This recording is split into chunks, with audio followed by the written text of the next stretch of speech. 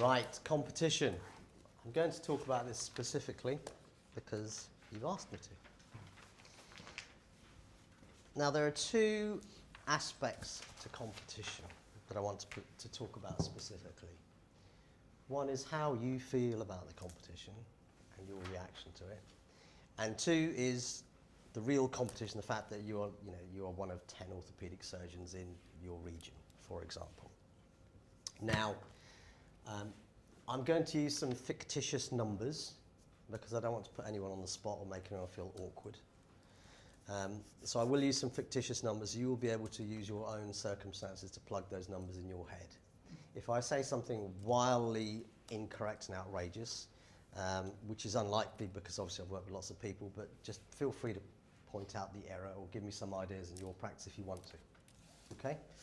So, you got a pen? Yeah. Ah, thank you. So, who should we pick on? Who wants to be picked on? Doesn't matter. Chris, right. You're a cardiologist. You've been in practice for 2 years, 5 years, whatever it is. You're earning, say, 50k per annum. But there are 5 cardiologists in your patch, and you're one of them. The other 2 guys, one of them's doing 20k. Do you want me to tell you the numbers? Because I know roughly. If you want to. Can do. Otherwise, I'll make them up. No, I'll tell you. So there's one who's. So you're earning. Well, let's forget that. Okay, let's use 50 for my one. Let's for sake of argument. Yeah. And then, so there's one guy who's on about 500,000. Right. There's one who's probably on, probably I'm guessing 200. There's one on about 90. There's one on, probably 2 on about, I don't know, 60, 70.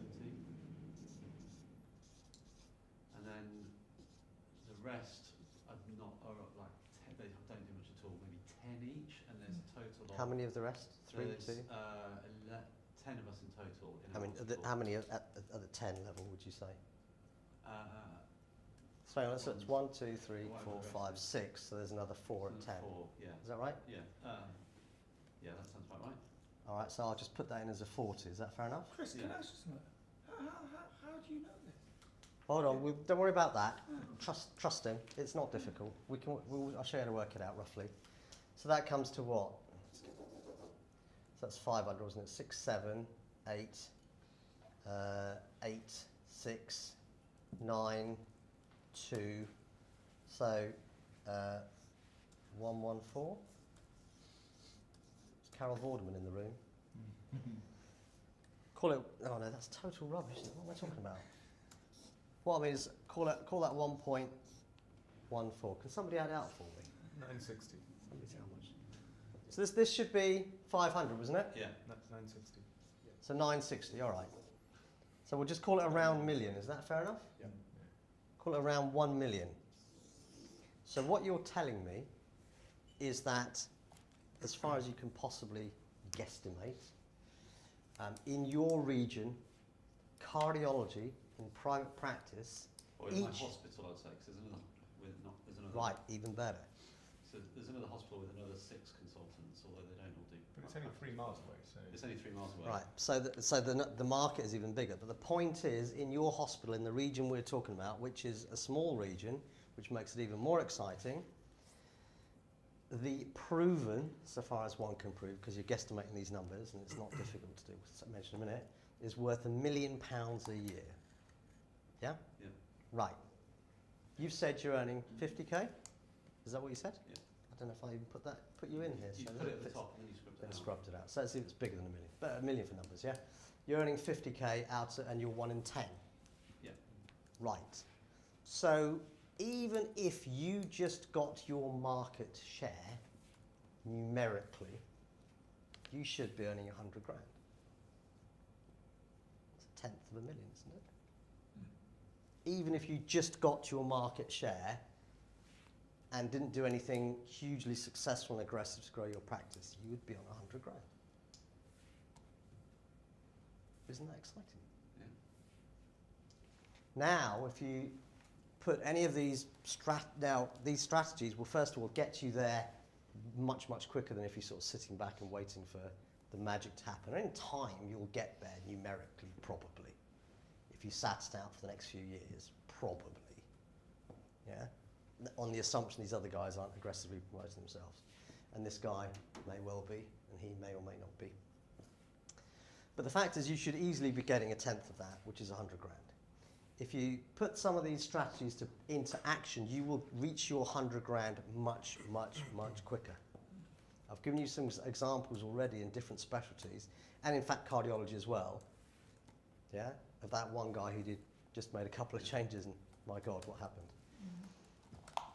But there's no reason you should have to claim just your tenth, your 10% of the market.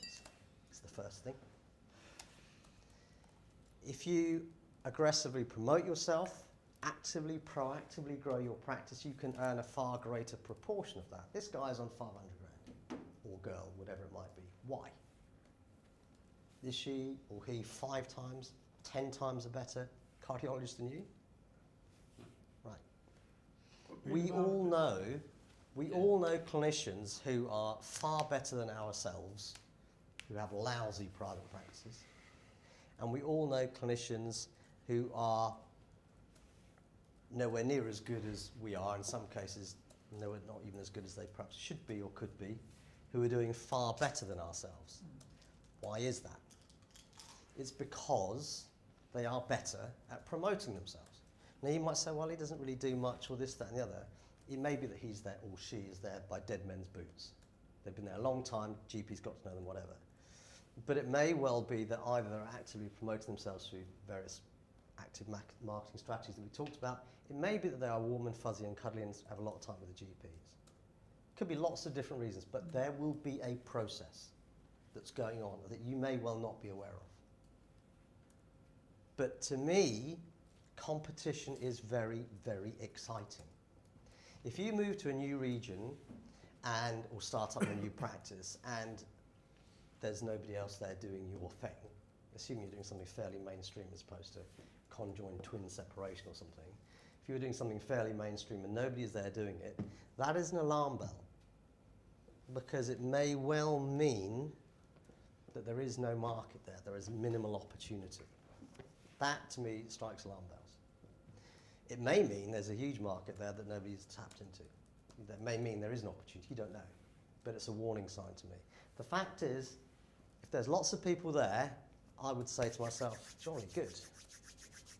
Yeah? I'm starting out and I'm not even at my share of that. So if I can't get my 10th out of 10, what the hell is going on? Yeah?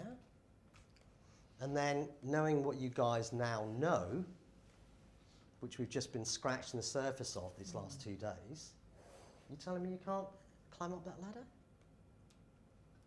Amazing, isn't it? The other thing with competition, well, the other thing with market, now this is proven market. Oh, sorry, to answer your question. The reason you can work this out, of course, is just simple guesstimation. So, you know, in your clinic of 12 patients, and 12 patients, that's 1 clinic a week. That's X amount of proportion of that week. So it's a tenth, isn't it, if it's a morning or an afternoon. And you're earning X amount of money. If somebody else is does 4 clinics a week in your specialty, and you know they're fairly full, you can make a guesstimate of how much they're probably earning. I think the reason I know most people, well, all of these people at one point or another have just said, whether they meant or not, it's come out. And so... Right.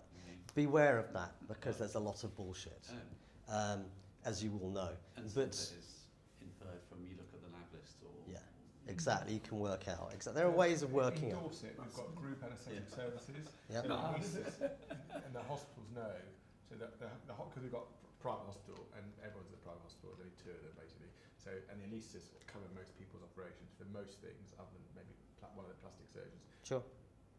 There are lots of people who know how much everyone is earning. Oh yeah, but what I'm saying is you can't always know for yourself, but there are ways to guesstimate. Yeah. So, you know, that was just to answer the next question there. So you can get an idea of what's going on. There's another hospital 3 miles down the road where there's 3 that all would own hospital 20 miles away, which I don't know what, God knows, but some. And then there's another hospital another 15 miles in a different direction that's pretty busy as well. So Right. there's a big local market. Right. And And that's this is a proven market. This is my point. Now, we already all know from our clinical experience in the NHS that there is a proportion of people who are willing and able to pay as self-pay and who are insured who are not using that insurance. And you can tap into that as well. So that's extra. And we've talked about one way to tap into that already through your website, so inviting people to get information from your website about their condition as a source of information. And there are other things you could do. But this is exciting. And that's why competition, having competitors out there, is a really good thing, because that is a proven market. There's no guesstimation involved about what you can do. That's the biggest thing I wanted to say. The other thing, which I think is more a bit of interest, hopefully you have found that interesting, is the issue of dealing with colleagues who are going to get their noses out of joint. And I'm afraid there's not a lot you can do about that. Because unfortunately, as doctors, we can be a very odd group. I think there's, you know, I can understand why a general surgeon would be jealous, perhaps, or looking over the fence, so to speak, of what their general surgical colleague in the same department, like me, is earning, and thinking, well, you know, maybe why is he earning more than I am, or whatever. I can sort of get that.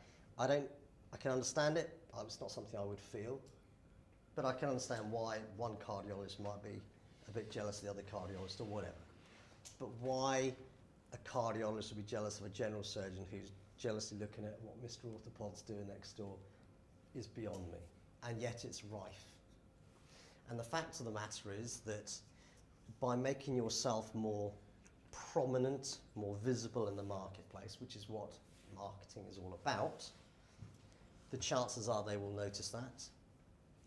And unfortunately, that may precipitate some more jealousy in the department. There's no easy solution to that, I'm afraid. You can't both be visible and stay below the radar. And even though a lot of the things, the strategies that we're talking about are not obvious, because I wouldn't see your marketing, because I'm not a heart failure kind of person, am I? Yeah, I won't fall into that category. But if you're in the local press, I might see that. So I'll get a flavour of some of it, but it'll be like an iceberg. So I'll see a little bit, and most of it will be below my radar because I'm not in your target market. So Similarly if with the someone hips. is in the paper, for example, Yeah. other consultants will copy and paste it and send round to others going, have you seen what such and such is doing? So Yeah. Interesting. our private hospital, whenever they promote anyone, so they promote me a lot to go in the local press, and then they'll send a global email to consultants saying, oh, look what we've done for Mr. Wadworth this month. And then obviously that goes to everyone, which I don't particularly like, it going to the consultants, but there's nothing I can do about it, because the hospital want to show off that we've managed to promote a consultant. And obviously it doesn't help me with my colleagues knowing, but there's nothing I can do about The it. fact of the matter, gentlemen, is that you've got to grow a pair of balls. The fact of the Right. matter is, when you're called in front of the medical director, it's fucking stressful, and it gives you I didn't nights, say it wasn't. and it gives you months of sleepless And- nights because one of your twat colleagues Yeah, makes a but- fictitious complaint against you. I get that, but that, you know, it may be that yours is a slightly less pleasant environment because of the stuff that's been happening in the press. I don't know. What I can say is that you can't have it both ways. Yeah. You can't both make yourself visible to your marketplace and remain invisible to your colleagues. They won't. There will be an iceberg. The majority of the stuff that you're doing, they won't see, and much stuff, plenty of stuff such as the email stuff, they won't get at all.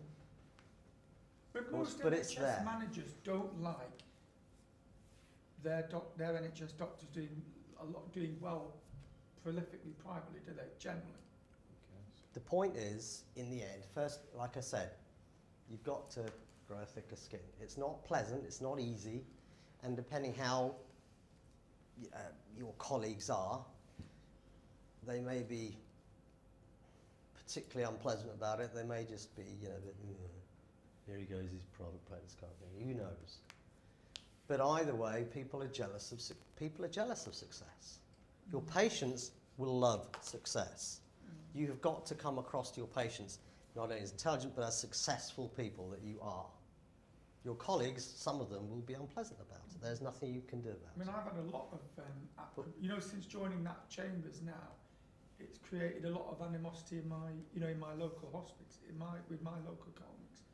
But, there's nothing I can do about it, is there? I mean, No.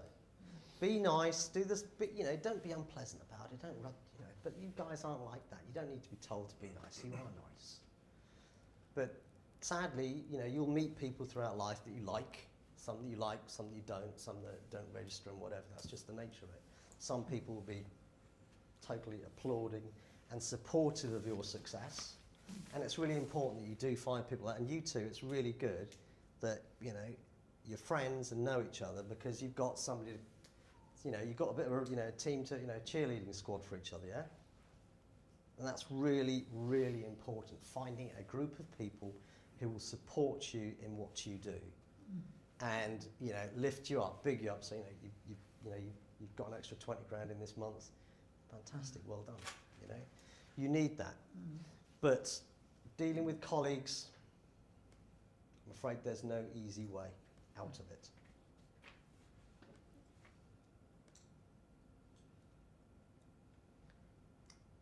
Any questions?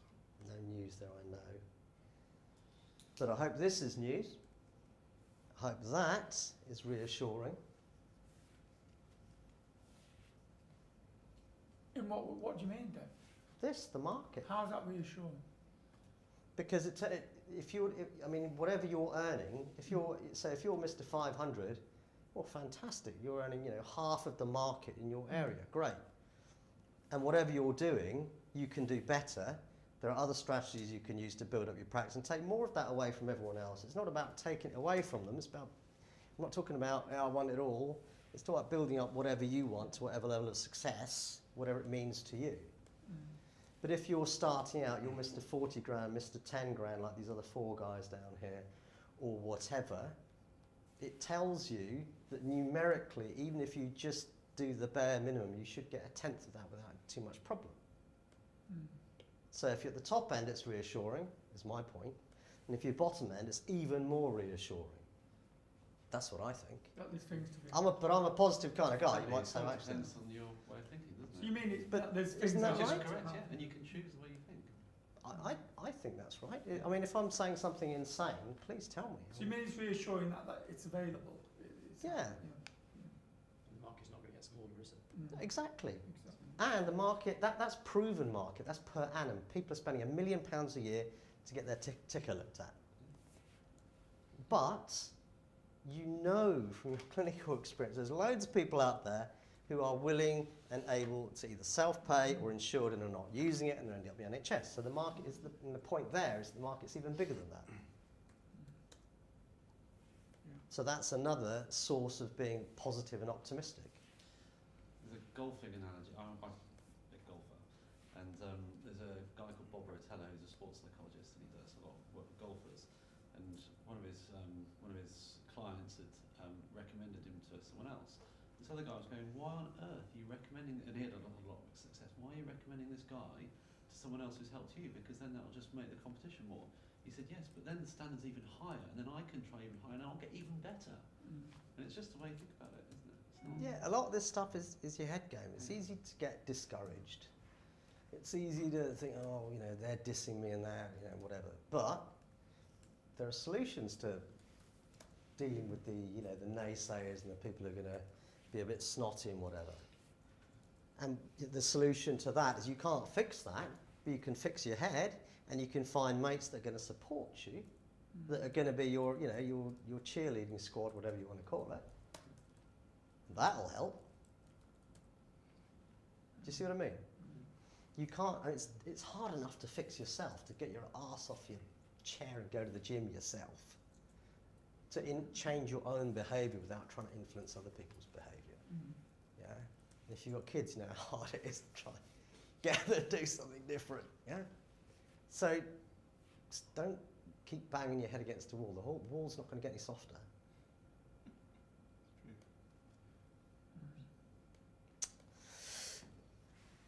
that's all I've got to say on competition and colleagues and competitor colleagues. Does anyone want to ask anything? Free publicity, we probably haven't got time about that.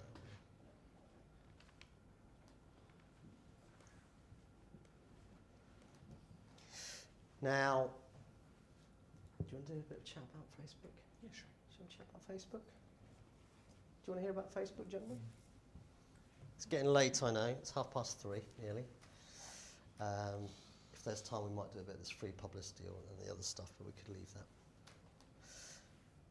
Can we get a couple of chairs? Is that all right? Are you still going to see us if we say, or should we stand? It's better if you stand. All right, we can stand. Doing a Lass Smith and Jones or something, is that right? We're sort of staring each other in the face.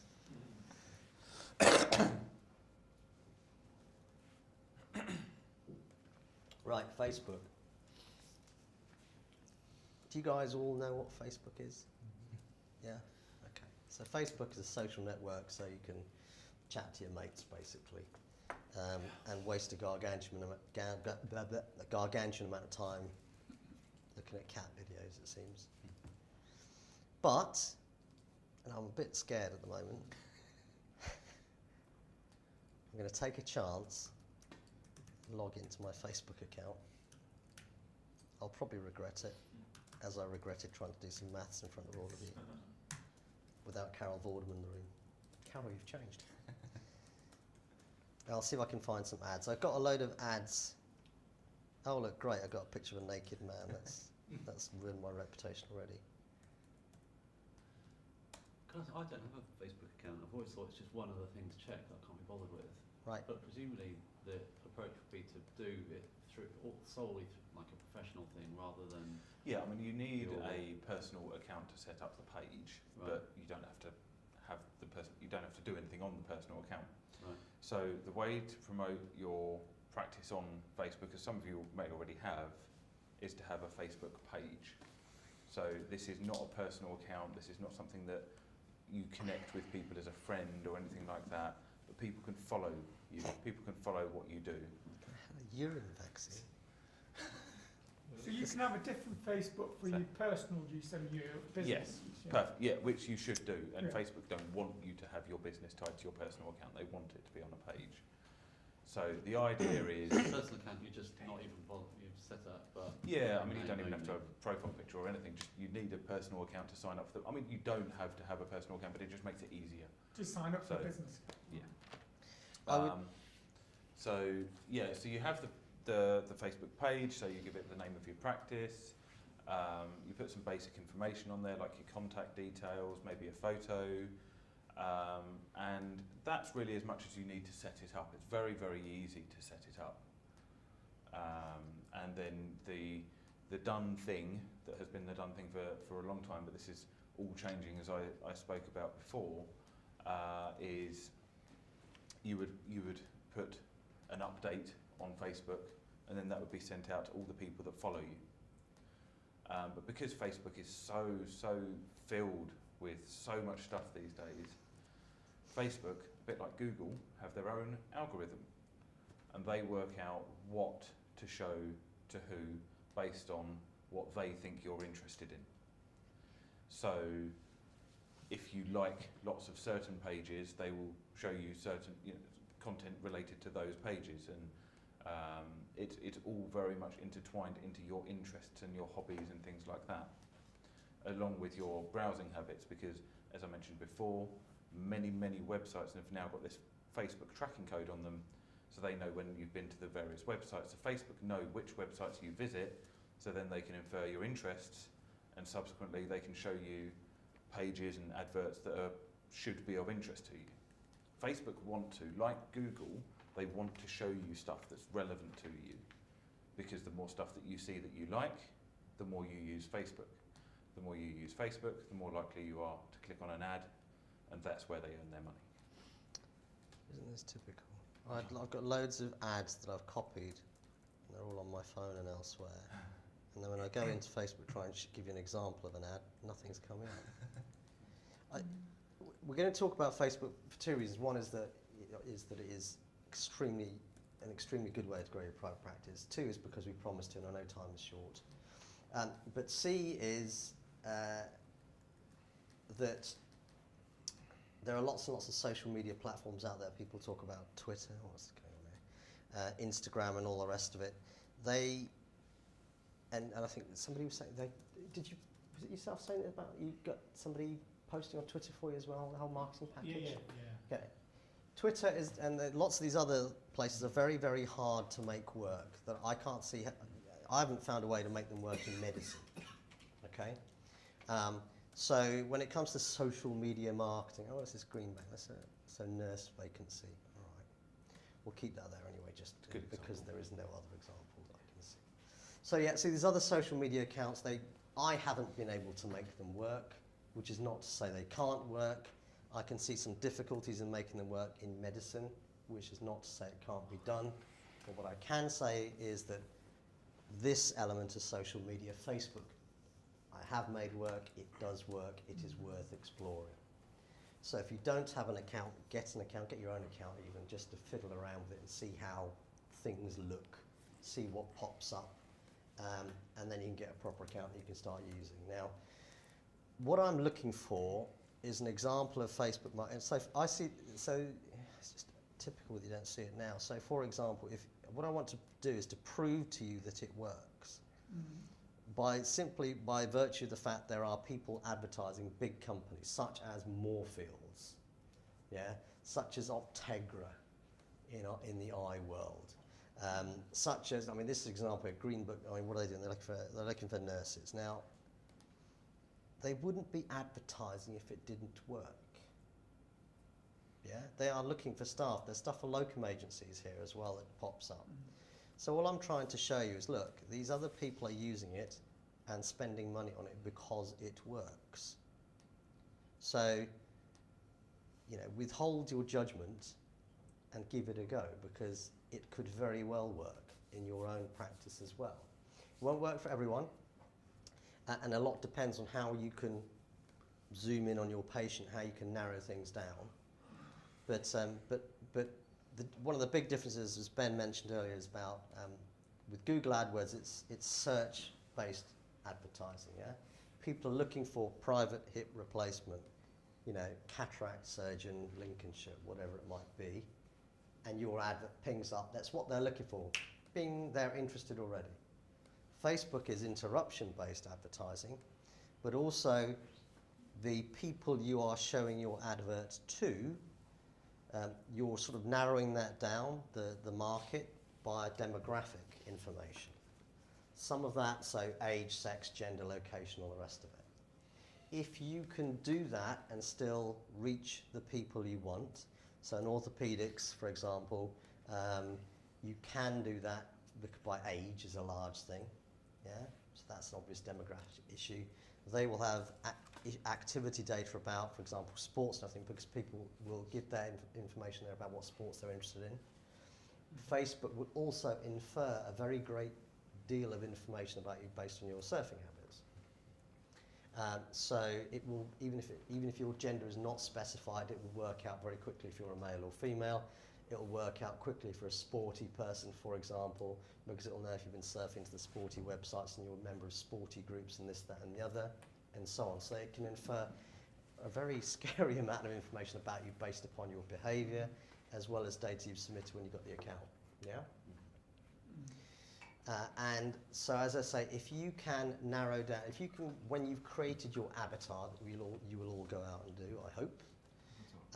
If your avatar is someone that you can reach through Facebook and describe in a way that you can narrow the market down, Facebook may well work for you. Now, that's the approach, yeah? Yeah. Any other thoughts, Ben? Well, so there's a couple of other things you can try, and again, it all comes down to testing and measuring and seeing what works effectively and what doesn't. But once you've been building your email list through your website and your other marketing,